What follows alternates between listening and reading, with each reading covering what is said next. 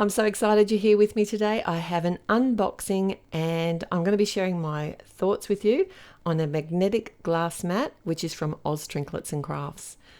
Now this mat was gifted to me, so full disclosure, I have had it for a few weeks now, so I just wanted to make sure that it was something that I liked and would be happy to recommend before I shared it with you. The mat comes really well packaged and everything you need is included. It's really easy to assemble. It is an ultra clear tempered glass and it's 1/4 of an inch thick, like 6 millimeters thick. There are two versions of the mat. There's an imperial as well as a metric version.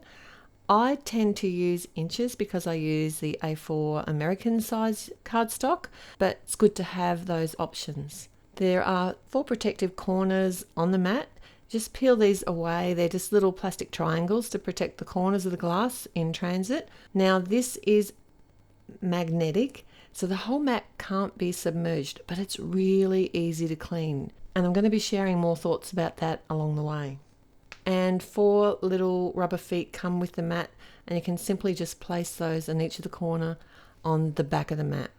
And because the mat is so thick, regular magnets really don't work through the glass, so you will need to use magnets like the ones that are included with the mat, and these are rare earth magnets. And you do have to be careful when you're separating them. I would recommend just sliding them apart. That seems to work better than trying to pull them apart.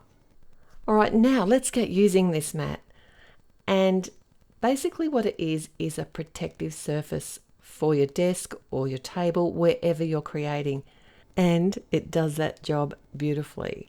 Here I thought I'd start with some simple ink blending, and the way that the tool works, it's actually picking up some of that residual ink off the glass and helping put it back onto the cardstock. So I really like that about it. I've never really had that option before without the glass.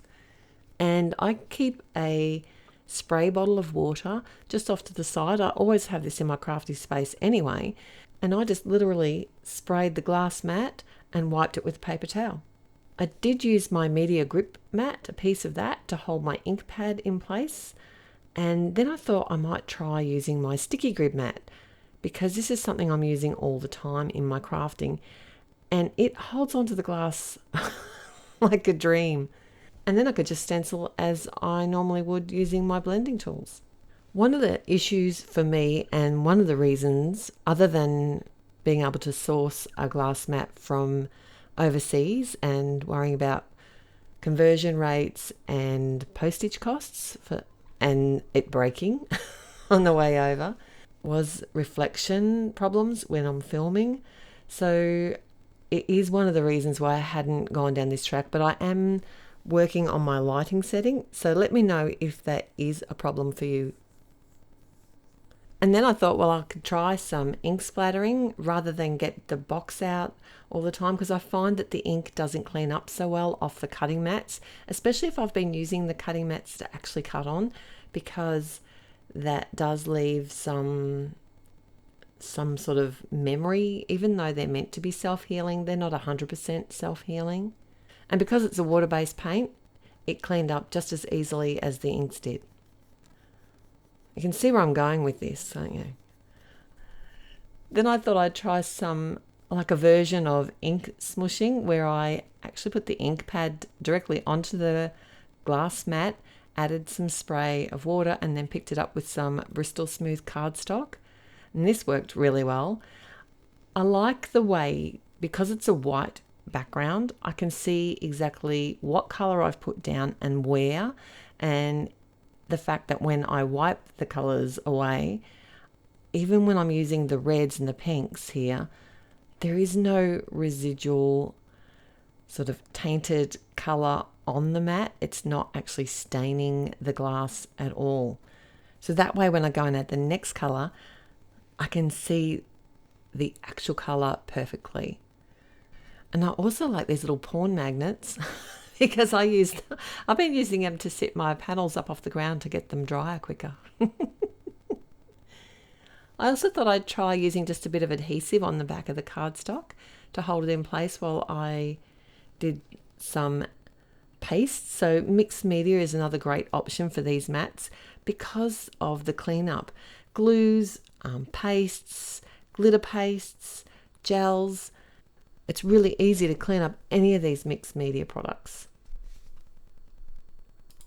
Then I thought it was time to bring out the big kahunas and try some of the alcohol inks and markers. Just use some direct to glass mat technique again, and use my ink blending solution. And rather than do this directly on the paper, I thought I'd try and get a bit different effect by putting the paper to the actual ink on the glass mat. And that worked out really well. It's fun. Obviously, because it's alcohol based, it does dry really quickly, so you can actually reactivate the ink that's on the glass mat just by adding a little bit more of the blending solution. And I really like how this turned out as well. And I thought if anything was going to stain this glass, it was going to be the alcohol inks.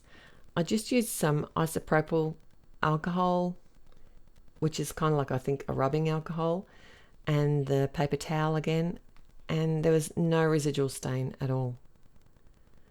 The next thing I thought I'd try was to use the mat as a palette.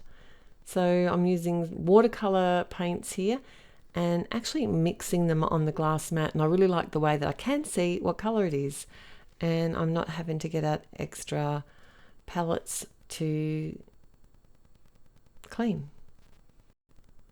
One of my favorite things though is that it's heat resistant, and I'm going to talk a little bit more about that shortly.